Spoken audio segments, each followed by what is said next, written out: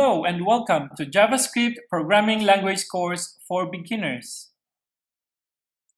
This is an introduction to JavaScript course.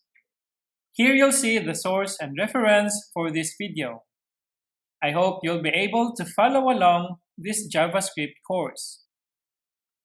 The prerequisites for this course are the following: Sublime Text Editor and a web browser. As you watch this video, please bear in mind about our ESLRs.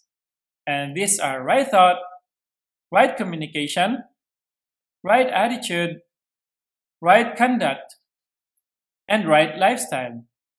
Now let's proceed to our lesson.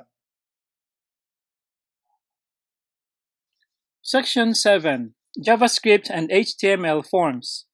Lesson 7.7, Validating the HTML Form. The only thing left to do is to return to the validate function.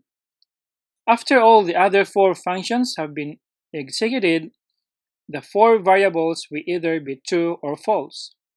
We only want to send the form if all four variables are true.